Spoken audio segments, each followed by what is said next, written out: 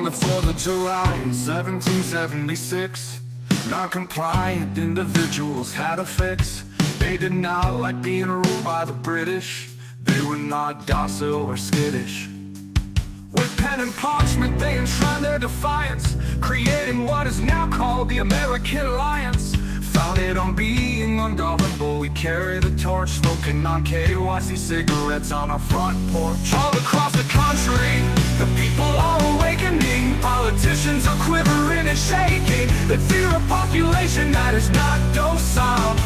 They are afraid, so they will act hostile. But do not lose hope, the revolution is happening. The answer to 1984 is becoming ungovernable.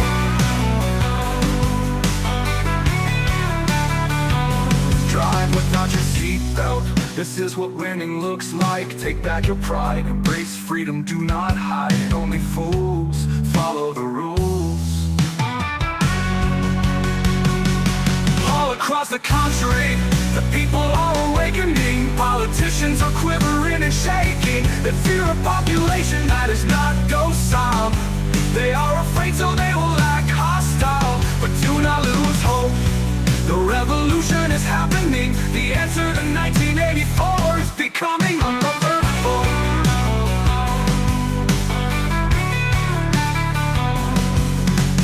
Drive without your seatbelt, this is what winning looks like.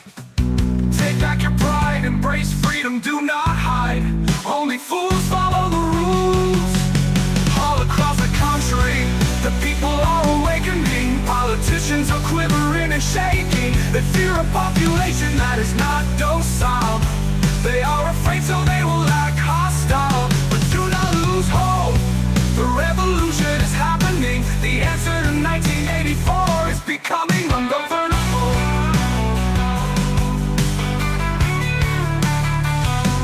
Now is the time to celebrate the past by ushering in a new freedom that will last.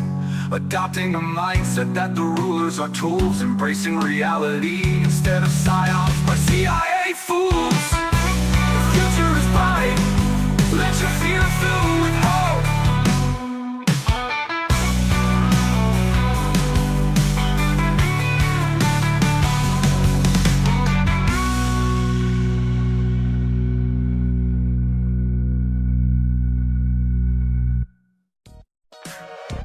There is a new digital frontier being built on non-compliant protocols. These protocols power the engine for the value-for-value economy and communities like the intellectual Silk Road. And now you can learn about these developments by listening to Plebchain Radio. Plebchain Radio is the #1 live podcast covering cutting-edge tech being built on Nostr and Bitcoin. Join Plebchain Radio's non-compliant co-hosts Quiet Warrior and Avi Bura live as they record each week on Nests, Nostr's answer to X Spaces.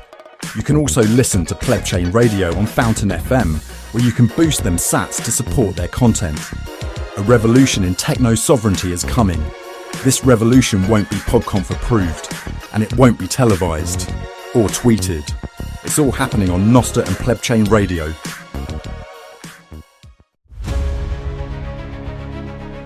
This 4th of July, America will gather to remember the non-compliance of the Founding Fathers. While many individuals think this holiday is about celebrating complying with a government founded on non-compliance, the real American experience is about reconnecting with its non-compliant roots. All over the country, Americans are preparing to engage in record levels of non-compliance.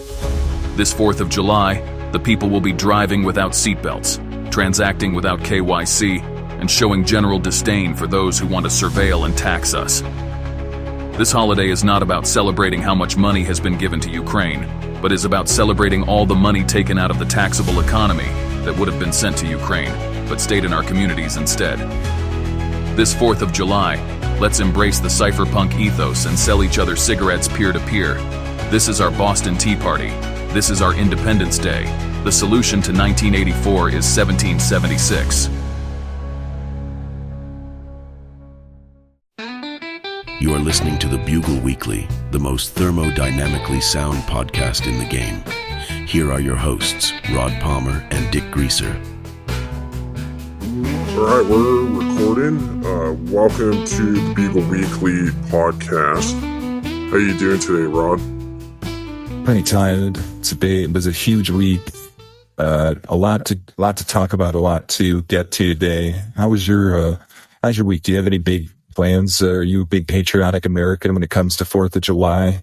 You got anything big going on? Man, yeah, that's right on the horizon. I think on the 4th of July, it's very important to just act as non-compliantly as possible. Okay. So there's nothing more American than smoking non-KYC cigarettes. And so what I would suggest, for everybody to do is to, load up your favorite custodial Lightning wallet, and when you go to an event, bring some cigarettes with you and just start, transacting and selling them. If you're going to go to the park, you're going to be watching some fireworks, have a few cartons and have a sign that's, you can make a pretty good profit on it. When you're selling, I think a good amount of Satoshis to price a single cigarette is like 1,000 Satoshis, which is, like 75 cents or so right now. Man, I remember you used to be able to buy them for a quarter. Yeah. That's inflation's crazy. Well, I mean, you can charge it more, fair market value, but I just think around 1,000 Satoshis is a good price. But yeah, I mean, there's such a, when you look at the U.S. and you look at the cigarette markets nationally, there's such a wide variance in pricing. So like here in New York, KYC cigarettes are very expensive, but if you go to Virginia, they can be very cheap. And so, when you're engaging in the non-KYC markets, you can route around all the thefts that are added onto the cigarette price and get them for more of a market value. Yeah, growing up, I knew some people that they would buy non-KYC cigarettes from the nearby Indian reservations, the Native American reserves, and they would buy the Indian cigarettes is what they called them. Because if you bought them from the reservation, you didn't have to pay all the state taxes and all the other taxes, that go on cigarettes. And you used to be able to get them non-KYC, but then they changed it. And this is right around the time that, the credit card people started using PayPal and some of these other payment processors are online, and it made buying Indian cigarettes so much easier. You would just go online. You could even do a subscription to some of these places, and you just put in your credit card or your debit card or your bank account and who you were, and they would mail you your cigarettes. It was so cheap and easy, and you saved like more than 50% on the price, from buying them in, a retail location, that had to pay the state taxes and the sales tax.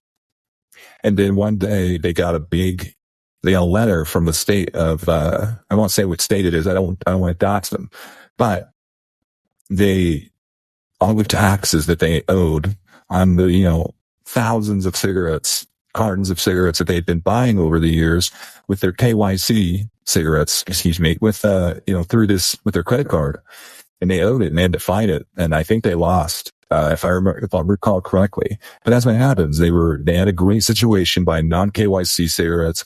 Everybody was benefiting mutually in the transaction and they were avoiding taxes. But then as soon as they KYC'd themselves, the government was able to get that information and send them a tax bill, even though they were buying from a reservation where the taxes did not apply.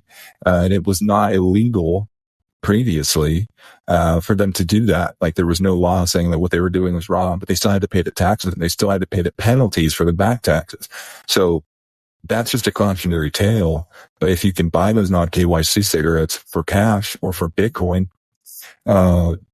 you avoid these problems. It's a non-compliance that also starves the state. Yeah, I mean, it's very American. So like the founding fathers, they decided to go, throw a bunch of tea in the water in Boston Harbor during the Boston Tea Party because they didn't like KYC tea.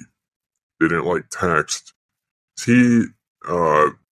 it was Right, like drinking tea is gay, and like now they were their identity was associated to buying and drinking tea like gay British dudes. And that was really hard to maintain, like their statesman, alpha, image as an influencer, a colonial influencer. If everybody knows you're drinking tea like the damn slimy Brits. Yeah.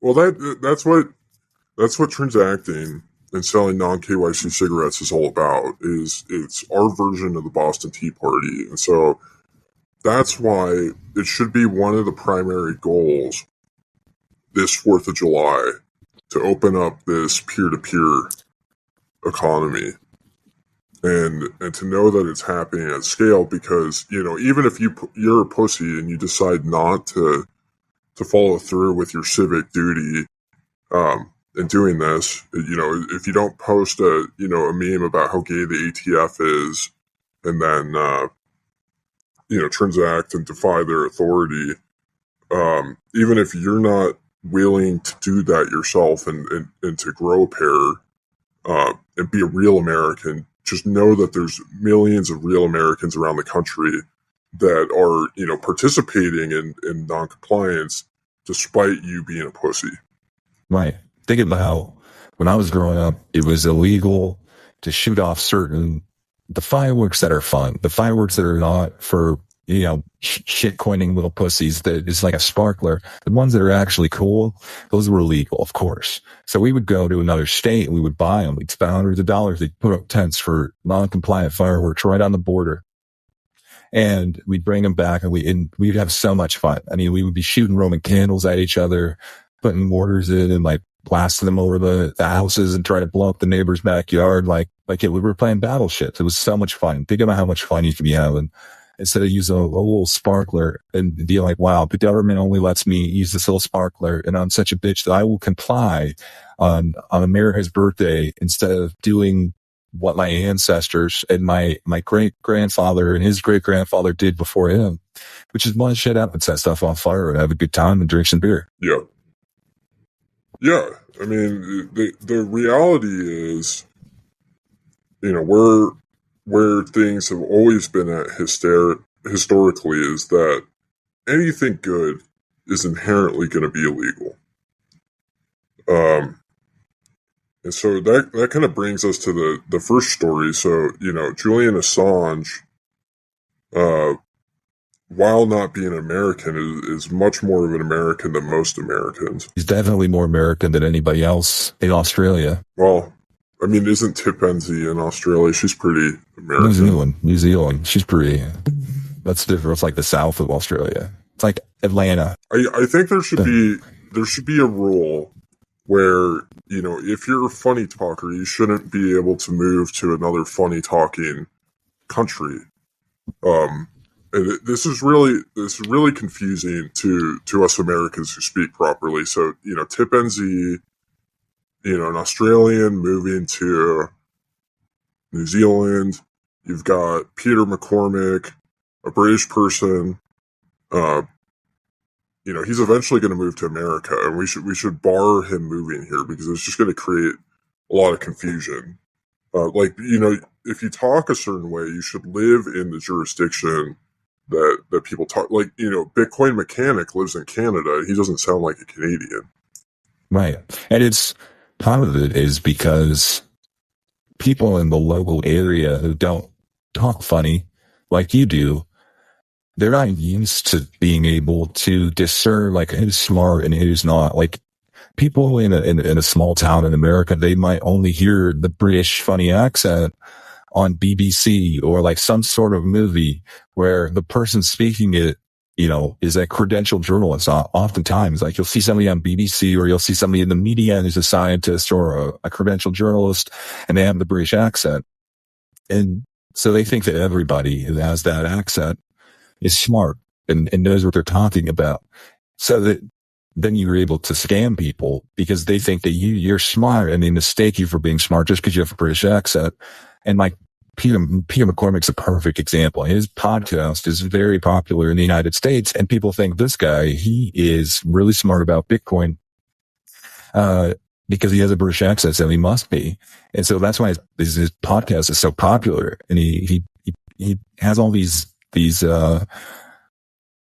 sponsors. They're like, oh, we have a soccer team and it's got Gemini on the front.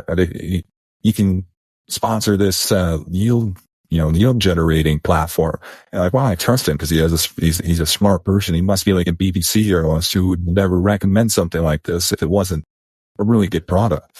And Australians do it too. I mean, Australians are in the United States. They're selling alligator hooks and big knives and machetes because people are like, wow, if they have that funny accent from Australia, they must really know about like wilderness and animals and hunting and being alpha. And it's easy to scale. Yeah. Yeah. I mean, it's one of the biggest psyops that has been, hoisted on the American people is that people are smarter because they have a British accent, and it's just like so patently false. It's a country where they're currently in the process of trying to ban smoking outright. I mean, there's so many aspects of this British royal monarchy. Like, this is something that King Charles has spent a lot of time and money, and the British royalty have in general, is they try to own the media, and they try to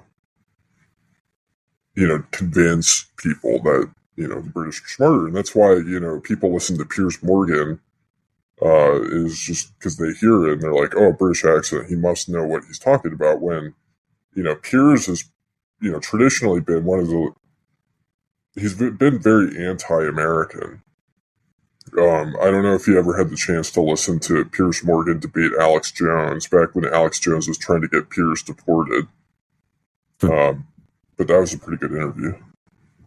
No, I haven't seen that one. It just makes me think of like another person who has that accent, who's not even, he doesn't even look British, is Andrew Tate, but he knows if he has that accent, that people will recognize it as authoritative. I mean, just because you have a British accent doesn't mean you attended Oxford.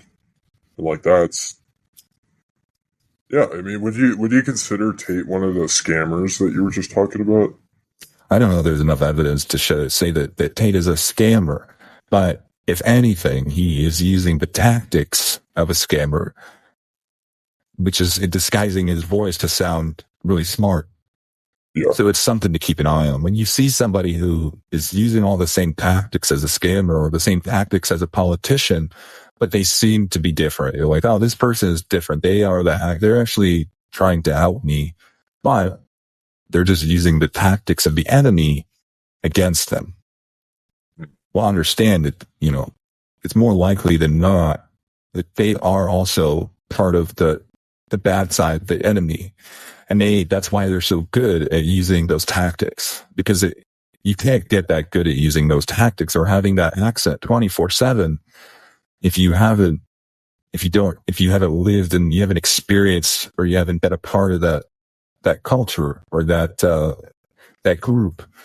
So even if they say they're out of it, that still very much influences everything that they do and say. Interesting. Yeah, I mean, I'd be curious to hear what Predator's opinion on Andrew Tate is, because he's the residential expert on exposing scammers. Predator has a British accent, but it's real. Man. See, and this is one of the dangers of having all these NIMs online, is we need to be able to hear their voices, to be able to determine, whether they're funny talkers or not, and whether we should take them serious or not. Because, right. Or if they have deep voices. Yeah. Or if they have deep voices. Or if they're whiny, if they sound whiny, but they just don't sound alpha. Yeah. Or if they're women. If you sound like you'd be a good cast member on The View, you probably don't have a very good opinion on things. That's a good axiom. Okay, so the initial topic that I think is important to talk about, before we got sidetracked by all these incredibly inconsiderate funny talkers is Assange. So he's out of prison.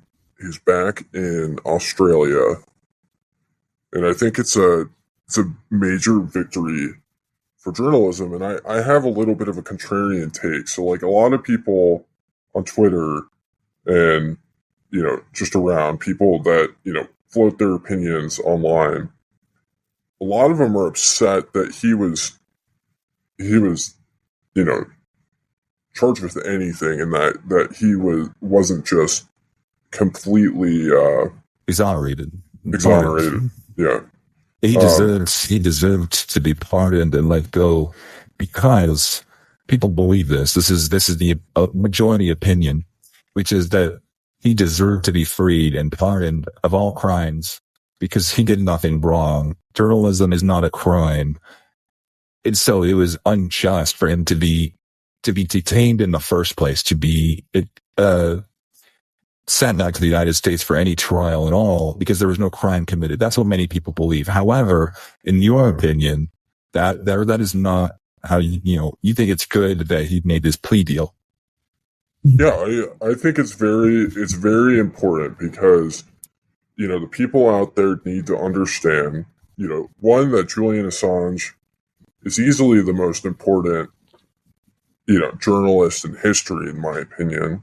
And part of the reason why is because he was the first noteworthy journalist to get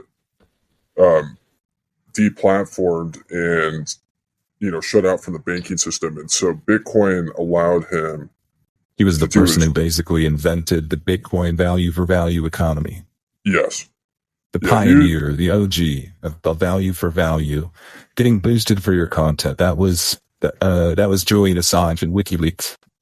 Yeah, and even as he got released from prison, he had to take an expensive plane ride to make sure that the Spooks didn't, try to pull any funny business on him. Because there's a lot of people that don't like him. But no, I mean, somebody donated to him, and continued the value for value, platform forward. Somebody gave him $500,000 in Bitcoin, which is very, very impressive. I mean, imagine getting a fountain boost of that size. That'd be pretty great. That's probably the record. Podcast fountain boost or article boost right there. Like that is a some sort of signal that is his work, his entire body of work that he's done up until this point is very valuable. Yeah, but anyway, so the reason why I think it was important that he took the plea deal and that he was, agreed to be in the wrong, is that people need to understand that real journalism, not only is it cypherpunk, like he was doing it in the way that he was using, the Bitcoin value for value economy, but, also using cryptography, to communicate, and using the internet to publish, all of it being very cypherpunk. But real journalism is always illegal and it's always non-compliant.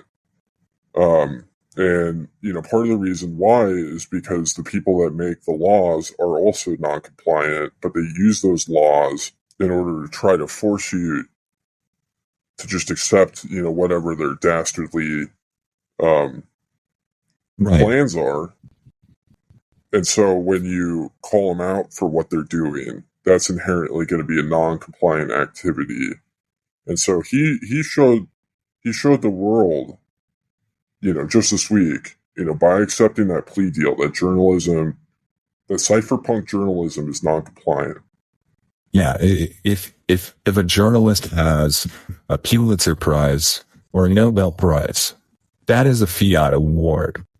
The only way that you can, tell the best journalists from the LARPs, the pretenders, is the real journalists, the best journalists, they have criminal records. The plea deal is proof in pudding that Julian Assange is a non-compliant journalist and that his journalism is real. that his stories, he's exposing real problems. Yeah, I mean, he was one of the first, if not the very first notable example that was able to show the world how non-compliant the CIA is. Right. And that is one of the most important services to humanity, any journalist could ever do. You could almost look at it through the lens that the CIA is giving Julian Assange an award. It's saying real recognize real. We're non-compliant, and we recognize that you're non-compliant too. Yeah. Yeah, and even though they gave him that award, they sure, made him feel, really work hard for it. He had to spend 12 years, essentially locked up between the Ecuadorian, I think they made it very difficult for him to smoke cigarettes the whole time he was incarcerated. Exactly. He was held, or he was cornered into places that were, no smoking allowed. As a non-compliant journalist, if he, tried to not comply and to smoke, he would have gotten kicked out. So he had to, that was the torture. Yeah. And this is, so, if you're a journalist and you're listening to us,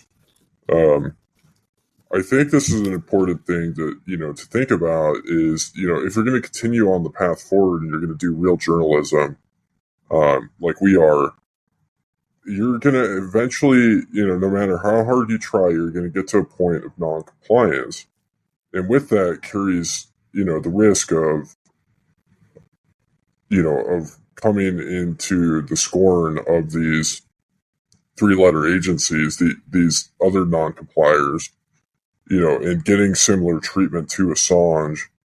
And, if that's the case, why would you wait to learn how to transact in the value for value economy and to know how to properly trade non-KYC cigarettes? Because that's like the entire prison economy runs off of non-KYC cigarettes. And so why would you wait till you're on the inside to figure out that market instead of just starting it on it now? Right. Why would you even have an old Bitcoin if you're not going to pay non-compliant journalists for their work? And it's, we talk a lot about credentials, and I think that a lot of people agree with me. If you don't have a bachelor's degree in journalism, but you do get, a criminal charge from the United States or any, government, any state, for the work that you've done, for the journalism you've done, the content you've created. That's kind of the other way you can get credentials as a journalist, in my opinion. Yeah. Yeah, if you earn enough street cred through proof of work, you can get like an honorary degree. What do you think's next for Julian Assange? Well, my hope for him is I think he's earned retirement. And I think this for, multiple reasons. I think, ultimately, so I read the book 1984 recently, and I was kind of shocked at how similar George Orwell's, writing style was to mine. I'd never noticed that before. But if I, had been around when he was writing that book, I could have probably given him a few tips to improve it. But essentially in the story, this guy gets, treated like Julian Assange did, where he gets locked up in a cage for a very long time and, essentially forced to, comply and, gets his brain pushed to the edge of losing his sanity and isn't allowed to, smoke cigarettes for a very long time. And it's just kind of a gruesome, brutal story that I think's important for a lot of people to read, and that's why it's considered one of the classics,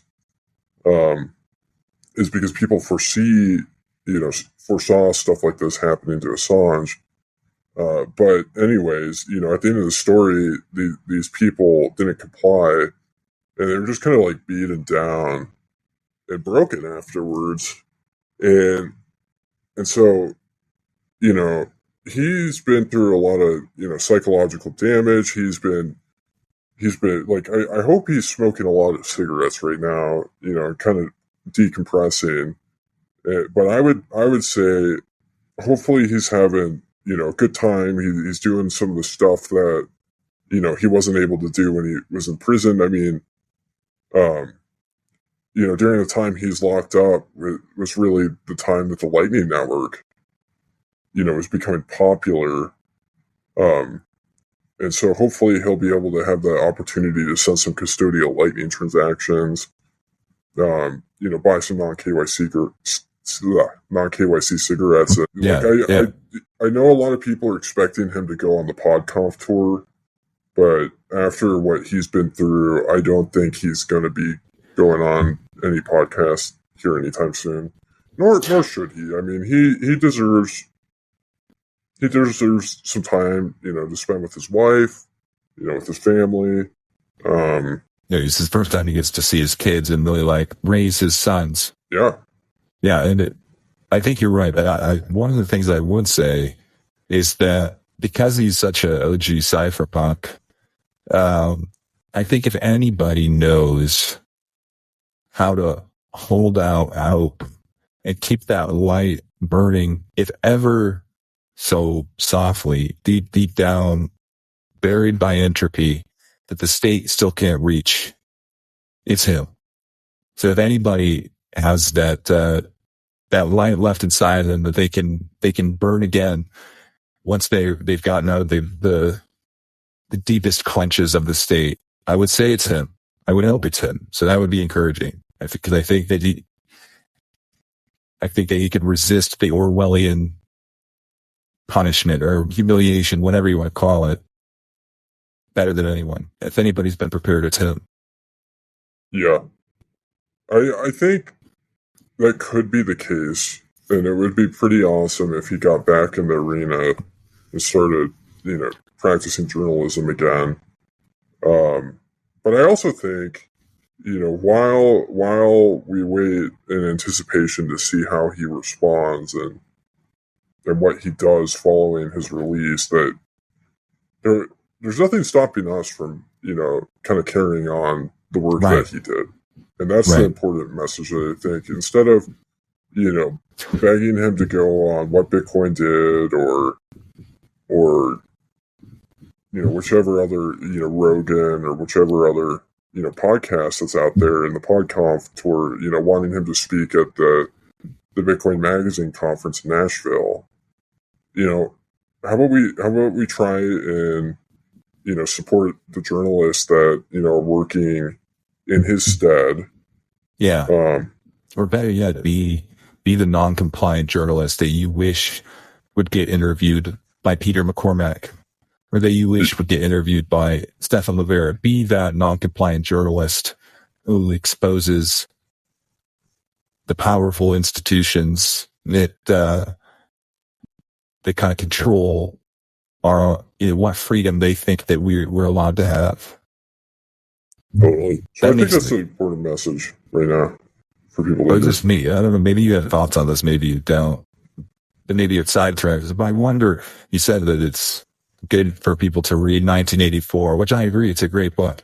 But do you think that there's a certain amount of people in the world who I think, and this is an age-old debate too, that Brave New World is a more fitting story to explain the lives of a lot of people, where it's not the state using these punitive measures, at least not from their perspective. They're just happy to take the pill that makes the stress go away, and to watch the cool technology and the exciting sports or competitions or just garbage bullshit that's on the TV, and they comply with the state, out of willingness. They don't need to be forced. How do you think about that? Do you think a lot of people are feeling they live in an authoritarian state, or they're just completely zoned out?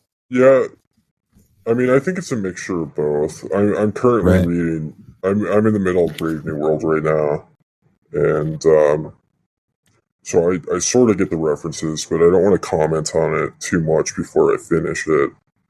But it is a very, very. I mean, what are your thoughts on it? Have you read? Have you read both? I need to reread Brave New World. It's been a long time, but it's, to me, like, I'll just read you kind of the synopsis here. It's like largely set in the futuristic world state. The citizens were environmentally engineered into an intelligence-based social hierarchy.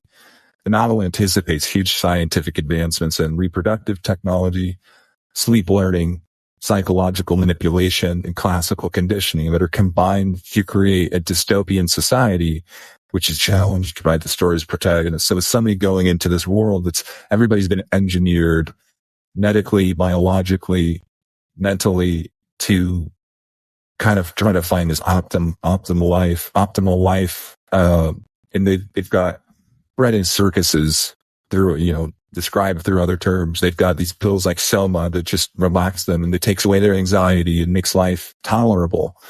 And they seem to like that. And they don't see the harsh, maybe they do see the harsh consequences to not playing along. And they just choose to, it's better, it's more comfortable, it's more fun, it's more mindless to just go with the engineering, go with the social engineering. It's society's trying to take you down. Yeah. Yeah, I mean, it's kind of incredible because I think it's an important book to read for understanding the mind of Vitalik Buterin, because for a while, he's been a big advocate for, exploring the technology that's talked about in Brave New World. Like, he really wants, and Charles Hoskinson too, like, for whatever reason, these guys, they have a fascination with the idea of putting babies on the blockchain. They want children grown in what are called artificial wombs, which is very similar to the They're book. groomers. They're groomers. They're digital groomers. Yeah. So I think, it's showcasing what a lot of these shitcoiners in the world view are, like, what they want to usher in. And so I think it's good to be, and this is why, cigarettes in particular, like, cigarettes are, they cause your brain to think better and to, essentially be able to get out of the matrix that's created by the CIA journalist. And this is something that was amazing to me. So I think, I'm not sure where you watched it, but I watched CNN for the presidential debate this week. And I don't think there was a single commentator on that video stream that was not employed directly by the CIA. And I think a lot of the country was unable to see that, but because I was smoking cigarettes actively as I was watching it, I was able to see that they were all spooks. That's interesting. I mean, there's a reason that they've banned smoking virtually everywhere. I mean, where's one of the most illegal places to smoke cigarettes? Schools.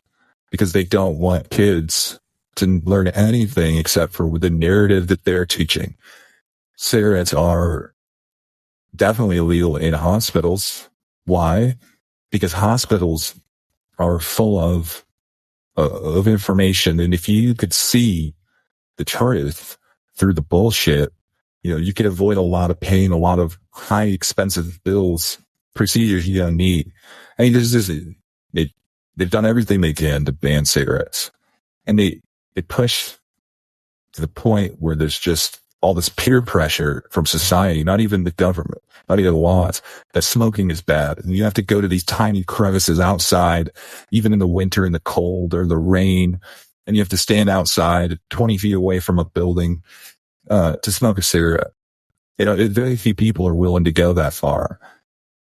But the non-compliant people who resist those peer pressures, who resist the state, they resist the taxes, everything, to continue to do what they love, smoke cigarettes, to use the natural medicine of seeing through government bullshit and status lies and marketing nicotine, and to smoke that, like that, those people are enemies of the state, and the state wants to cut them out, but they can't get rid of it. It keeps coming back.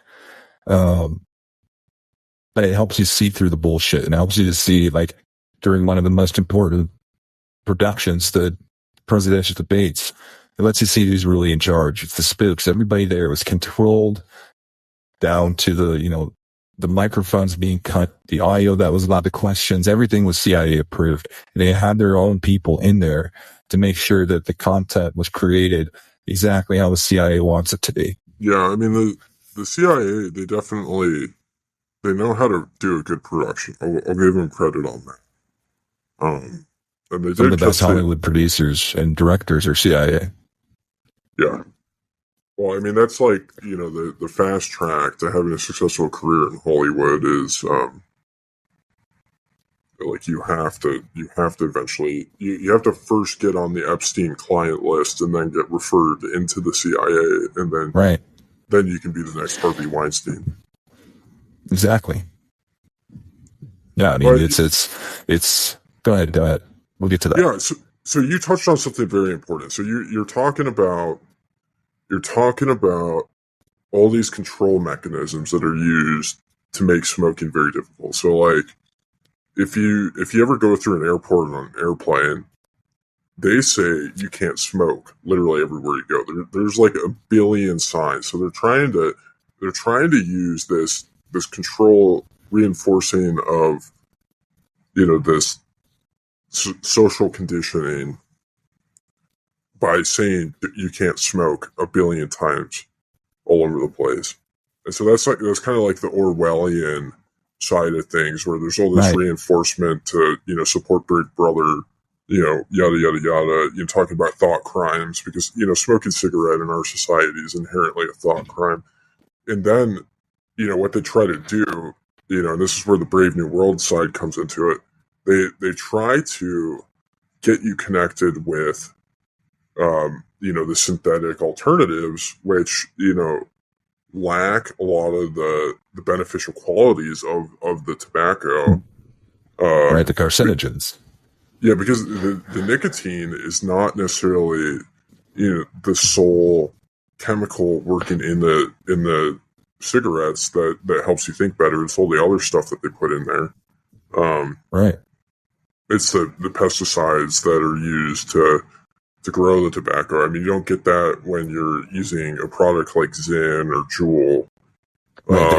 It's divorced from its roots. It's divorced from the plant. It's divorced from earth. It's divorced from God, if that's what you believe. It's divorced from truth. It's isolated. It's so that only the CIA knows exactly which chemical you're ingesting on every puff. And so they know the content they can give you. With the cigarettes, there's so many chemicals, there's so many benefits that it's impossible to isolate. They can't control your experience. But with isolated chemicals, they know exactly how you'll respond to their content when you hear it. Yeah. I mean, tobacco's just a plant, man.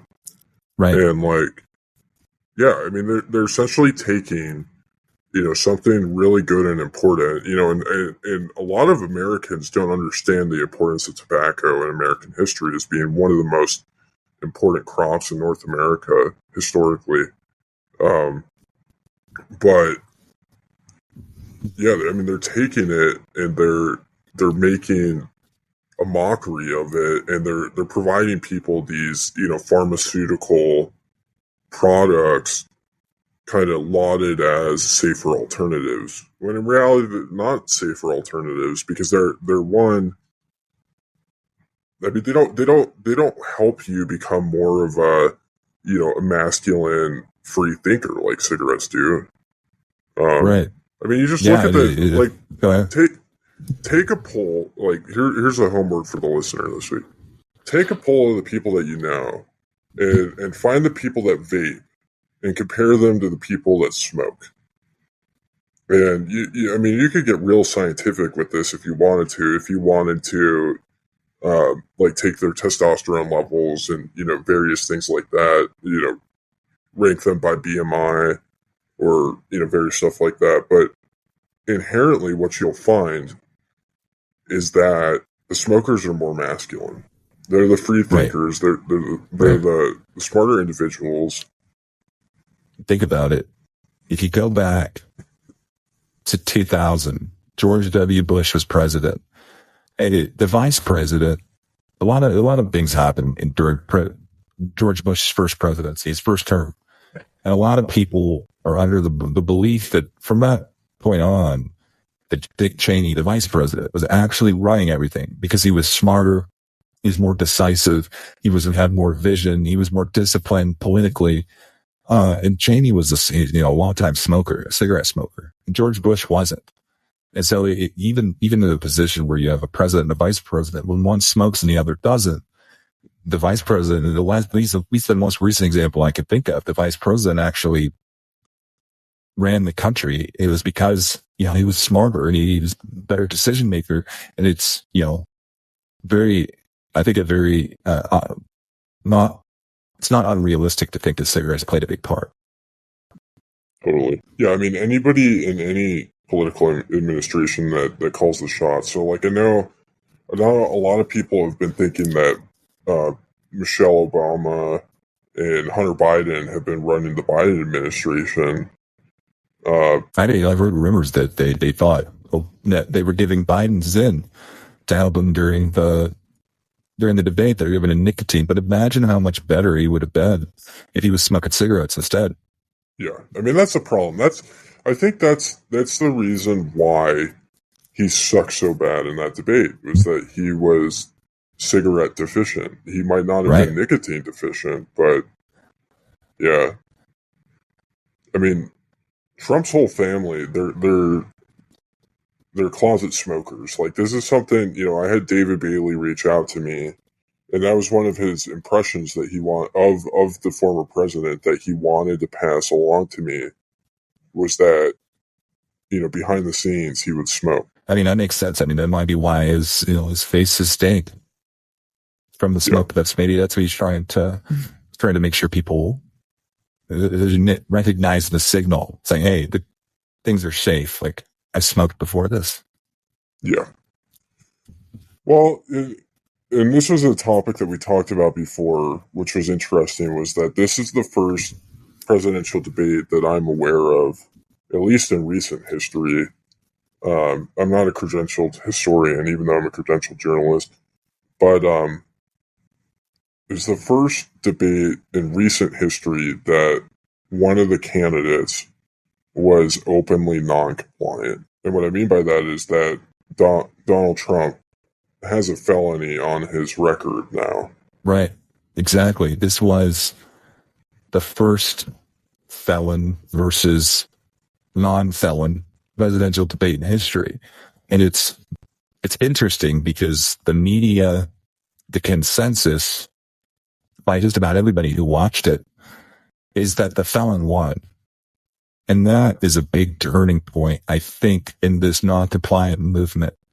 Donald Trump, you can accuse him of a lot of things, but you can't accuse him of not being, a civilly non-compliant actor right at this point. He's doing it for a bigger cause, and he won that debate, and he's winning in the polls. And it's when you see the presidential polls, it's kind of are we making the non-compliant government comply through our civil non-compliance? And so far, the polls are saying that we are winning. Yeah.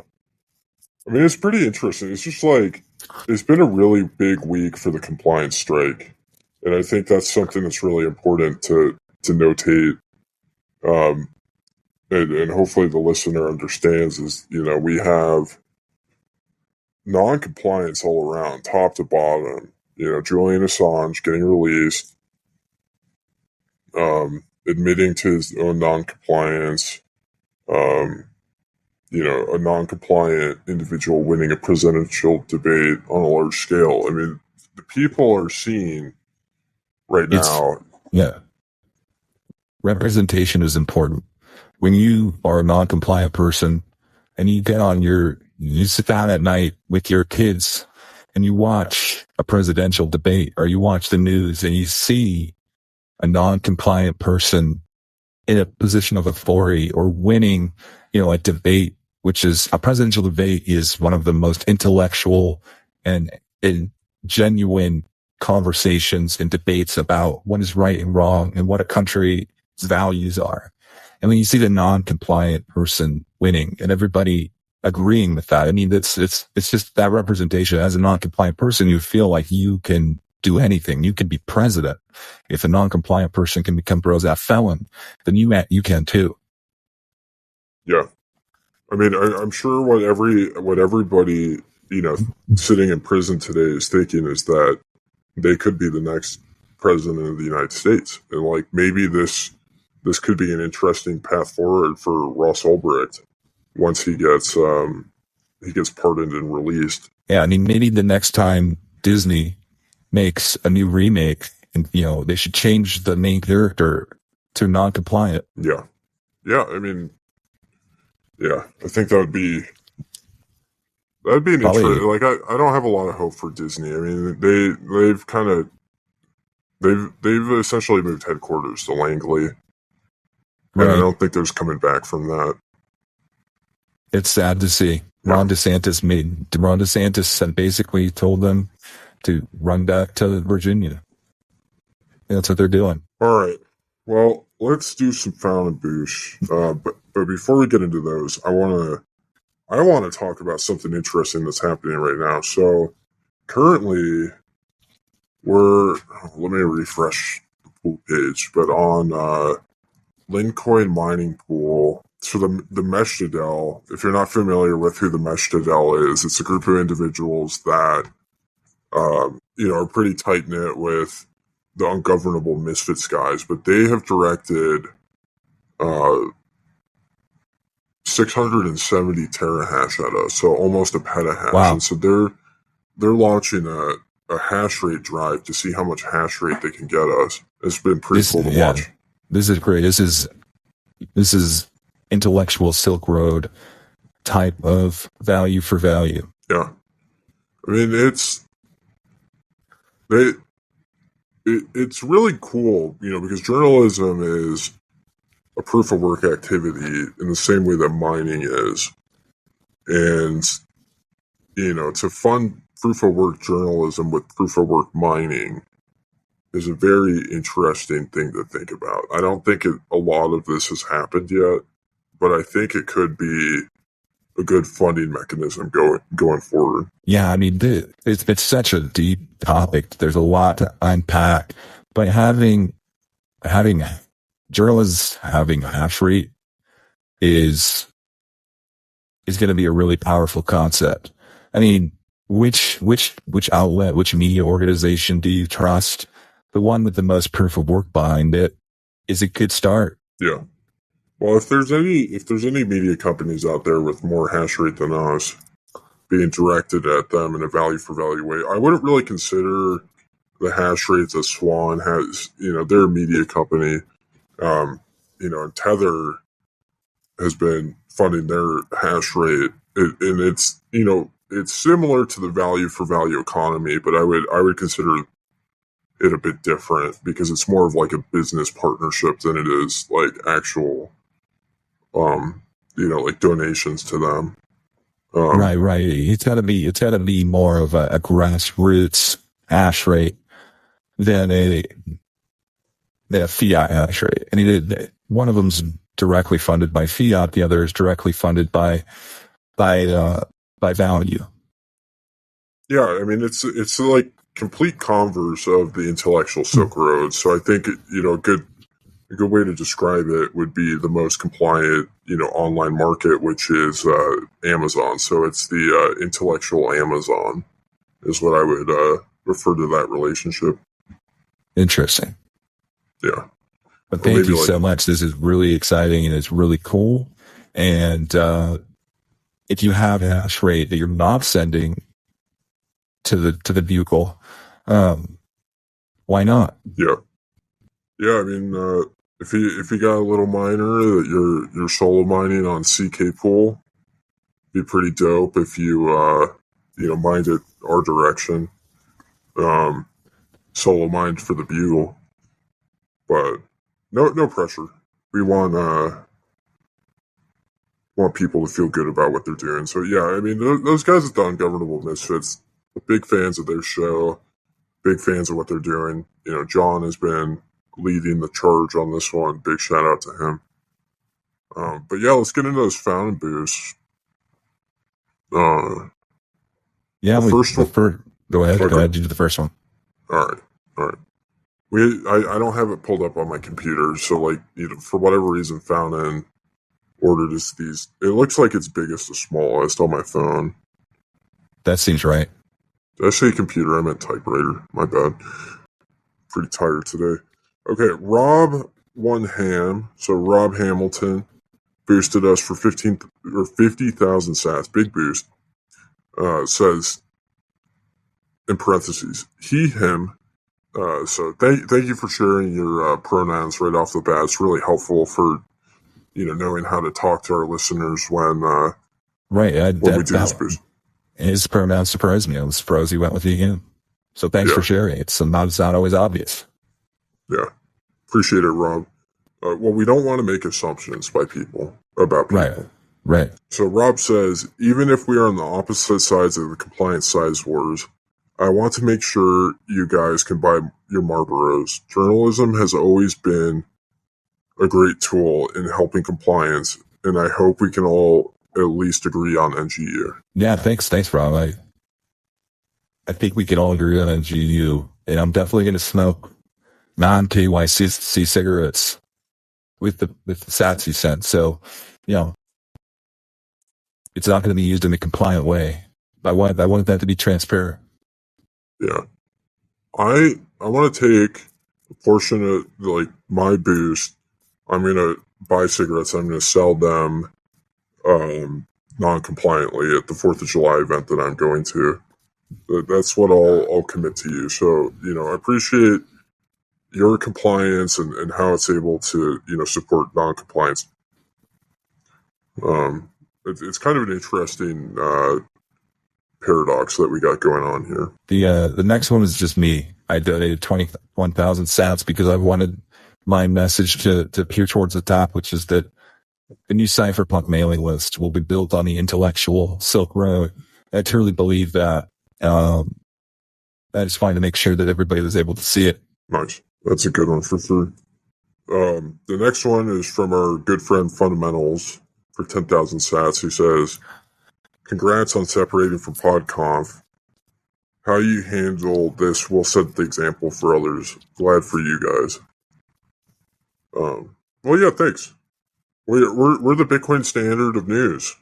That's who we are at the Bugle. We're not just setting the standard for others on how to interact with PodConf, but just how to do journalism in general. All right. The next one is from another good friend of the Bugle, Orange Mart. Orange Mart, they, them, in parentheses. So thank you for the pronouns. Is proud to identify as a supporter of the Bitcoin Bugle, aka the Bitcoin Bitches, an inclusive group that doesn't care if you're a he, her, or a she, shin. All are welcome. Let me reiterate that all are welcome. If you want to donate sats value for value to the Bugle, we do not care what your pronouns are, but we do want to know them. Yeah, thank you for the boost, Orange Mart. The next one is from Chad F for 3,333 sats. Very good number. Who says, my pronouns are stack sats. Well, thank you for sharing your pronouns, Chad. And I think, stack sats. That's a good pronoun set for Chads. Yeah. I mean, it's not very, what's the word? It's kind of out of the box. They're not very common, so you have very common ones. And so I think where our listeners can get very creative is they can explore the world of pronouns a little bit more thoroughly, because there's a lot to be explored out there. They're constantly, evolving and expanding every day. So that I'm glad for you, Chad, that you've chosen those ones. The next one is from Expatriotic. It's just 3,000 sats. It said, frauds, don't listen. So sad. Hashtag Trump 2024. Well, I don't know how to respond to the frauds allegation or telling people not to listen. But I disagree with that. We have credentials. We're not frauds. I think that it kind of goes without saying. Yeah. I mean, in being some of the world's best journalists out there, we're inherently going to get criticism from people. And I welcome the criticism and the fountain boost. I think it's a great medium. And what I would challenge you to do next time, Expatriotic, is instead of just being vague, is to give specifics as to what your disagreements with us are. But it appears that this person is supporting Trump, probably due to the former president's non-compliant stance. That sounds right. Yeah. I'm good with that. Yeah, I mean, I've been really disappointed in the amount of hate mail or lack thereof that the Bugle has received. It seemed like early on I was getting a lot more hate mail. I suggested to people to email me at the Bitcoin Bugle at protonmail.com to send their hate mail, but the fountain boost or even Twitter posts, those are both great mediums to send that to us.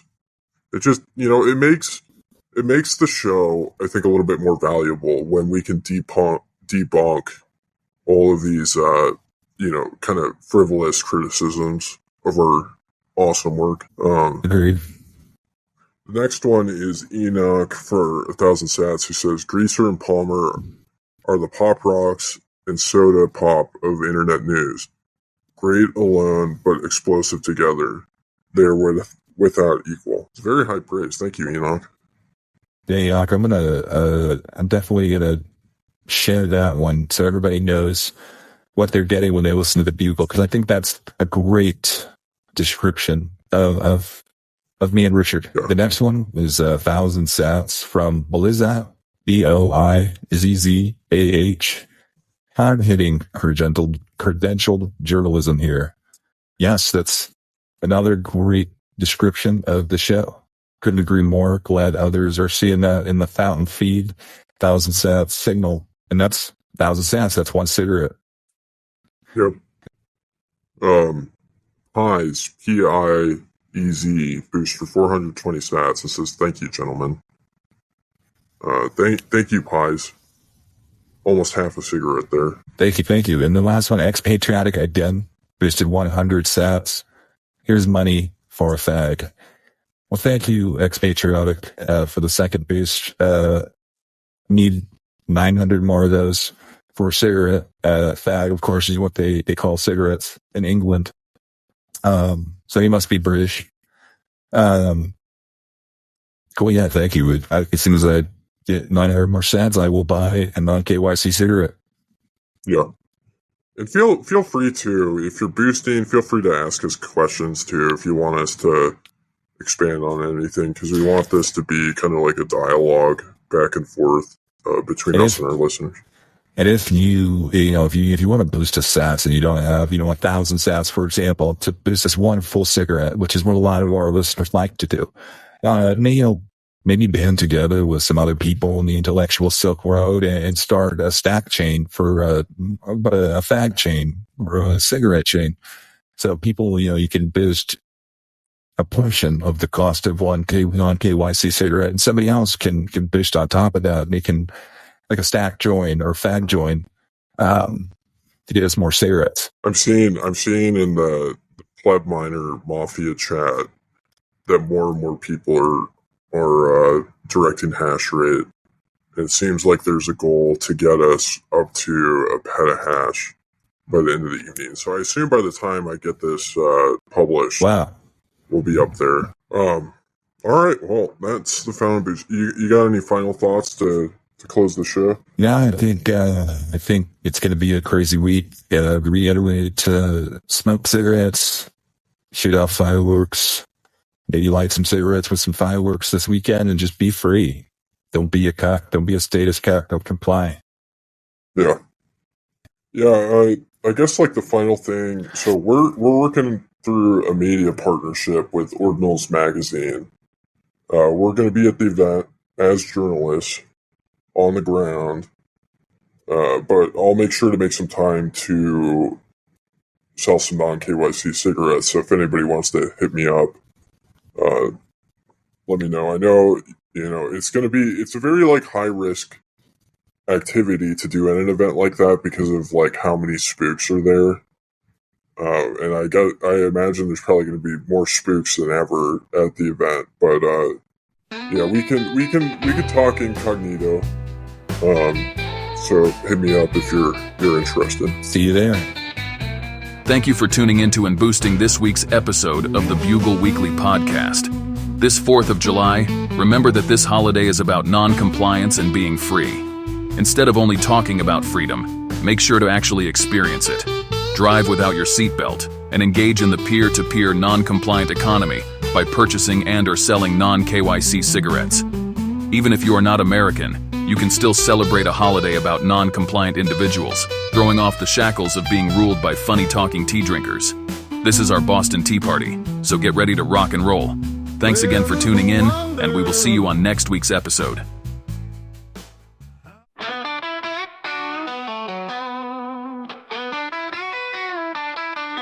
On the 4th of July in 1776, non-compliant individuals had a fix.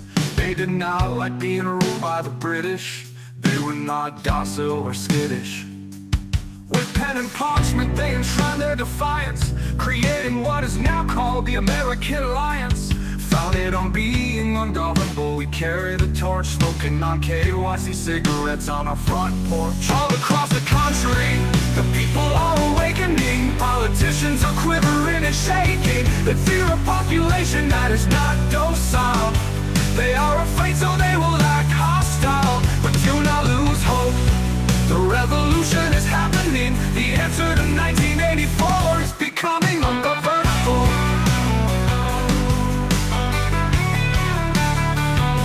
Drive without your seatbelt, this is what winning looks like. Take back your pride, embrace freedom, do not hide. Only fools follow the rules. All across the country, the people are awakening. Politicians are quivering and shaking. They fear a population that is not docile. They are afraid, so they will act hostile. But do not lose hope, the revolution is happening. The answer to 1984 is becoming ungovernable.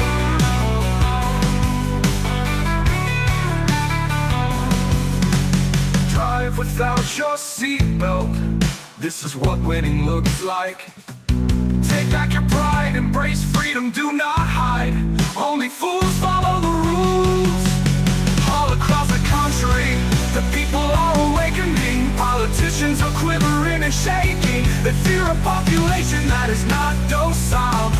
They are afraid, so they will act hostile. But do not lose hope, the revolution is happening. The answer to 1984 is becoming ungovernable.